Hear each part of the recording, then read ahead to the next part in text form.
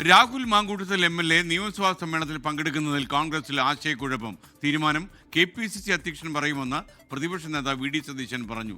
പങ്കെടുക്കണമോ എന്ന് രാഹുൽ മാങ്കൂട്ടത്തിന് തീരുമാനിക്കാമെന്നായിരുന്നു KPCC അധ്യക്ഷൻ സണ്ണി ജോസഫിന്റെ പ്രതികരണം. ഇതിനിടെ രാഹുലിനെതിരായ ലൈംഗികാരോപണ കേസിൽ നിയമസഭാ സമ്മേളനത്തിന് മുൻപ് പുരോഗതി കണ്ടെത്താനുള്ള ശ്രമത്തിലാണ് അന്വേഷണ സംഘം.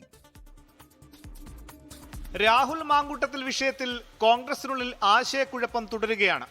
നിയമസഭാ സമ്മേളനത്തിൽ രാഹുൽ പങ്കെടുക്കണമോ എന്നതിൽ പല അഭിപ്രായങ്ങളാണ് പാർട്ടിക്കുള്ളിൽ.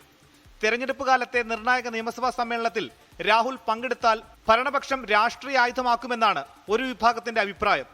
സഭയിൽ വരുന്നതിൽ രാഹുൽ സ്വന്തം നിലയ്ക്ക് തീരുമാനമെടുക്കട്ടെ എന്ന അഭിപ്രായമുള്ളവരുമുണ്ട്.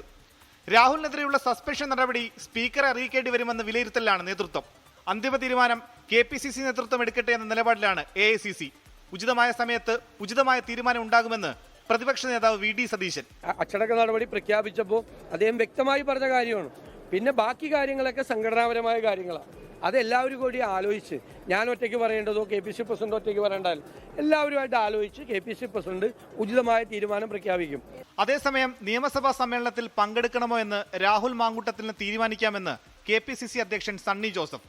നിയമസഭയിൽ രാഹുലിനെതിരെ പ്രതിഷേധമുണ്ടായാൽ സംരക്ഷണം നൽകേണ്ടത് സ്പീക്കറാണെന്നും സണ്ണി ജോസഫ്. അദ്ദേഹത്തിന് ഒരു MLA എന്ന നിലയ്ക്ക് സഭയിൽ പങ്കെടുക്കുന്നതിന് അയോഗ്യതയില്ല. സഭയിൽ പങ്കെടുക്കുന്നതിന് യാതൊരു അയോഗ്യതയും ആസിഫിസില്ല. തീരുമാനിക്കാം.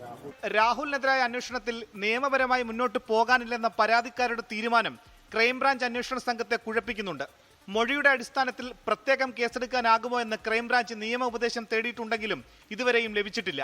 പരാതി നൽകാൻ തയ്യാറാകാത്തതിന് കാരണം ഭീഷണിയും സമ്മർദ്ദവുമാണോ എന്നും ക്രൈംബ്രാഞ്ച് പ്രത്യേകം അന്വേഷിക്കും. രാഹുൽ മാങ്കൂട്ടത്തിന്റെ അടുപ്പക്കാർ പരാതിക്കാരുടെ കുടുംബാംഗങ്ങളെയും ബന്ധപ്പെട്ടതായി ക്രൈംബ്രാഞ്ചിന് വിവരം ലഭിച്ചിട്ടുണ്ട്. 24 തിരുവനന്തപുരം. ലോകത്തെവിടെയായാലും ഏത് സമയത്തും 24 വാർത്തകളും ഓഗ്മെന്റഡ് റിയാലിറ്റി പാക്കേജുകളും എക്സ്പ്ലെയിനറുകളും വിശദമായി കാണാൻ ഞങ്ങളുടെ YouTube ചാനൽ നിങ്ങൾക്ക് സബ്സ്ക്രൈബ് ചെയ്യാം.